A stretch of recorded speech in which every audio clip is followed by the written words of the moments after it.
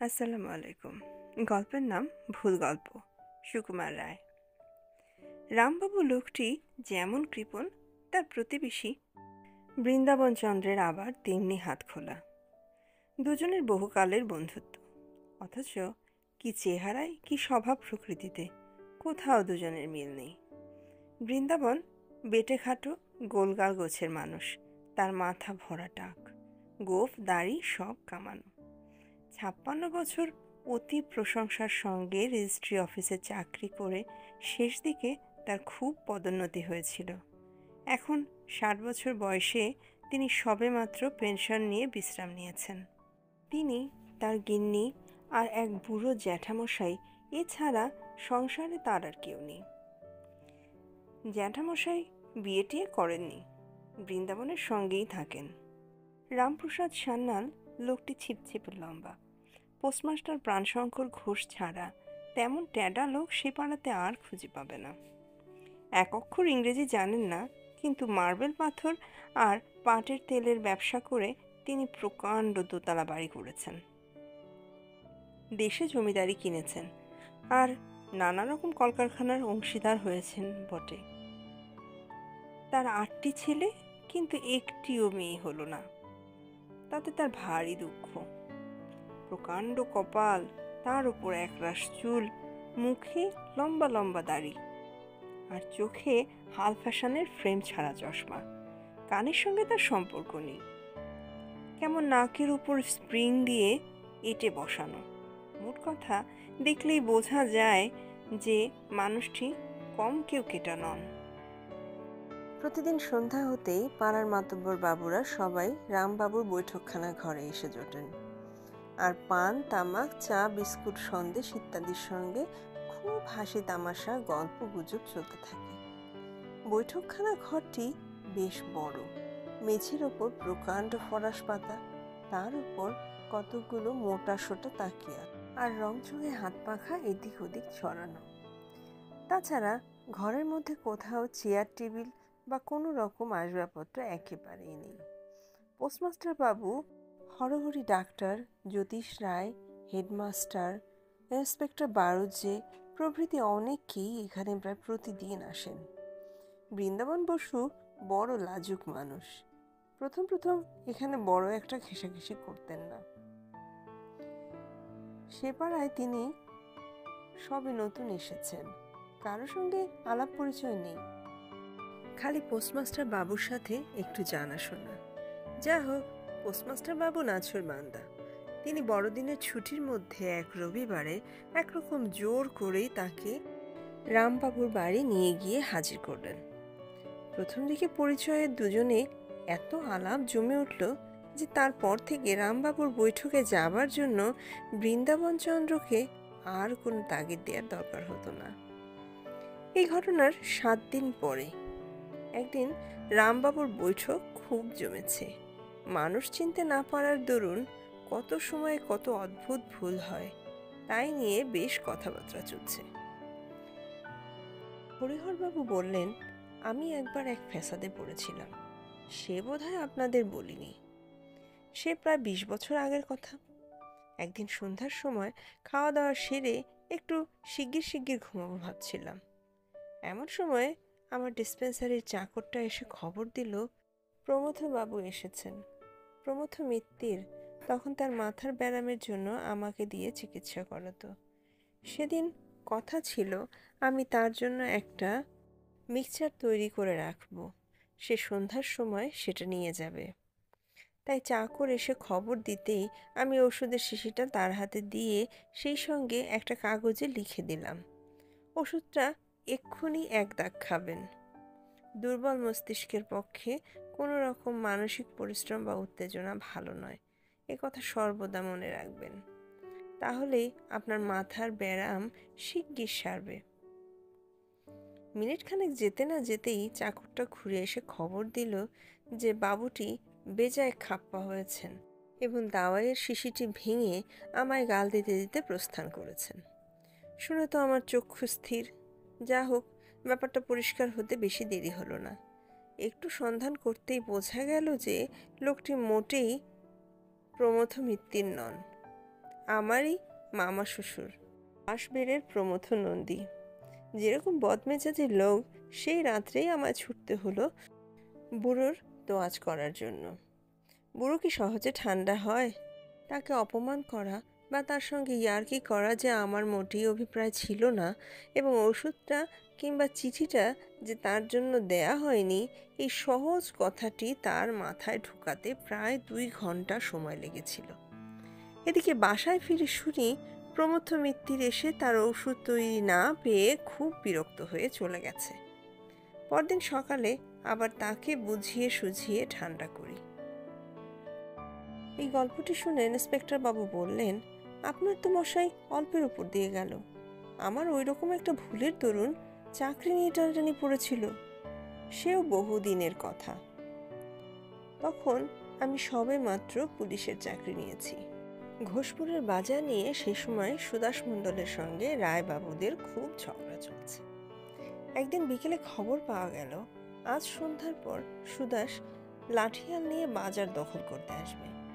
Inspector যোগিনবাবুর হুকুমে আমি 6 জন constable নিয়ে সন্ধ্যার কাছাকাছি ঘোষপুর গিয়ে উপস্থিত হলাম। বেশিক্ষণ অপেক্ষা করতে হলো না। সন্ধ্যার একটু পরেই দেখলাম নদীর দিক থেকে কিসের আলো আসছে। মনে হচ্ছে কারা যেন কাঁঠাল তলায় বসে বিশ্রাম করছে। ব্যাপার কি দেখার জন্য আমি খুব সাবধানে একটা ঝোপের আড়াল পর্যন্ত এগিয়ে গেলাম। গিয়ে দেখি একটা মশালের ঝাপসা আলোয় লাঠি হাতে কয়েকজন লোক বসে আছে, আর এক পালকির আড়ালে 2 জন লোক কথাবার্তা বলছে। কান পেতে শুনলাম একজন বলল, সুদাসদা, কত দূর এলাম? উত্তর এলো, এই তো ঘোষপুরের বাজারে দেখা যাচ্ছে। অমনি আর কথা নেই, আমি জোরে শীষ দিতেই সঙ্গের পুলিশগুলো মার মার করে তেড়ে এসেছে। পুলিশের সাড়া পাবা মাত্র সুদাসের লোকগুলো বাপরে মারে বলে কে যে কোথায় সরে পড়ল তা আর ধরতেই পারা গেল না। কিন্তু পালকির কাছে যে 2টো লোক ছিল তারা খুব সহজেই ধরা পড়ে গেল। তাদের একজনের বয়স অল্প, চেহারা গোয়ার গোবিন্দ গোছের। বুঝলাম এই সুদাস মণ্ডল। সে আমায় তেড়ে কি যেন বলতে উঠেছিল।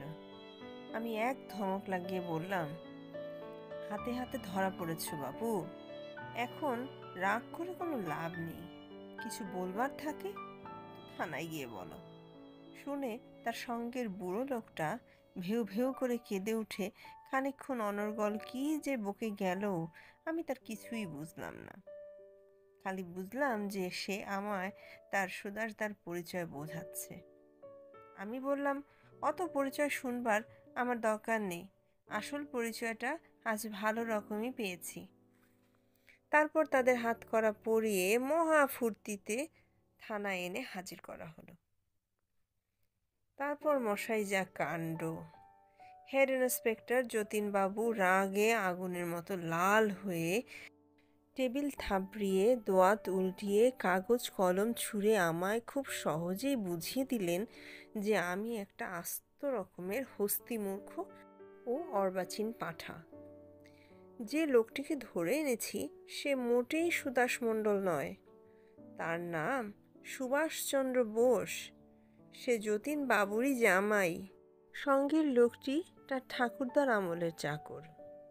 যতীনবাবুর কাছেই তারা আসছিল। আমার বুদ্ধিটা হাঁ করা বোয়াল মাছের মতো না হলে আমি সুভাষ শুনতে কখনোই সুদাস শুনতাম না, ইত্যাদি। অনেক কষ্টে, অনেক খোসামুদি করে, অনেক হাতে পায়ে ধরে সে যাত্রায় চাকরিটা বজায় রাখতে হয়েছিল। ইন্সপেক্টরের গল্প শেষ হতেই বৃন্দাবনবাবু টিকি দুলিয়ে বললেন, আপনাদের গল্প শুনে আমারও একটা গল্প মনে পড়ে গেল। সেও ওই রকম উদর বোঝা পুদর ঘাড়ে গোছের গল্প। তবে ভুলটা আমি নিজে করিনি, করেছিল আমার ভাইপো। সেই যে ছোকরাটি এখন মেডিকেল কলেজে পড়ে। একদিন সন্ধ্যার সময় ঘরের মধ্যে বসে আছি। ঘরেও বাতি জ্বালা হয়নি, বাইরেও বেশ অন্ধকার। খালি সরু নখের মতো একটুখানি চাঁদ সবেমাত্র পূর্ব দিকে উঁকি দিয়েছে।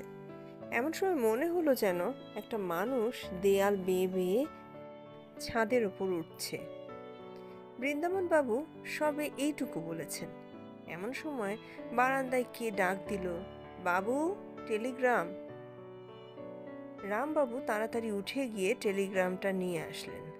তারপর চোখের চশমাটি কপালে তুলে টেলিগ্রামখানা খুলে পড়তে লাগলেন। পড়তে পড়তে তার চোখ ক্রমেই গোল হয়ে উঠছে দেখে ডাক্তারবাবু জিজ্ঞেস করলেন, কি ব্যাপারখানা কি? রামবাবু ধপাস করে সোফায় বসে পড়ে বললেন, এই দেখুন না, দেশ থেকে পরেশ টেলিগ্রাম করেছে, serious accident, come home immediately. অর্থাৎ গুরুতর দুর্ঘটনা, শীঘ্রই বাড়ি আসুন।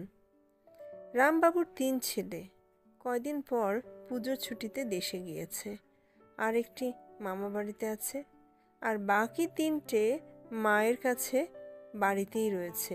রামবাবু বললেন, এত লোক থাকতে পরেশ ছোকরাটাকে নিয়েই বা টেলিগ্রাম করাতে গেল কেন?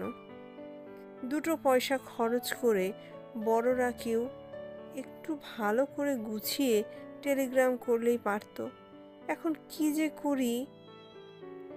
আজ বৃহস্পতিবার, এ সময় রওনাই বা হইব কেমন করে? কিছুই তো বুঝতে পারছি না। তিনি চাকরকে ডেকে 3 তলার বড় ঘর থেকে তার কলমটা আনতে বললেন, আর বললেন, একটা টেলিগ্রাম করে দেখো কি জবাব আসে। এই বলে তিনি আবার টেলিগ্রামখানা পড়তে লাগলেন। গল্প গুজব তো চলে গেল, সবাই মিলে ভাবতে বসলো এখন কি করা যায়। এমন সময় রামবাবু হঠাৎ বলে উঠলেন, ও কি, এ কার টেলিগ্রাম? এ তো দেখছি রমাপদ সেন লেখা। আমার কি যে চোখ হয়েছে, আমি পড়ছি রামপ্রসাদ সান্যাল। বলতেই পোস্টমাস্টার প্রিয়শঙ্কর বলে উঠল, ওহ, রমাপদ যে ওপাড়ার গুপিবাবুর ভাই। আমি জানি তার শ্বশুরের নাম পরেশনাথ কি যেন। তখন একটা হাসির ধুম পড়ে গেল। আজকের গল্পটি এখানে শেষ হলো। চলে আসবো নতুন আরেকটি গল্প নিয়ে নতুন পর্বে। ততক্ষণ সাথেই থাকুন। ধন্যবাদ।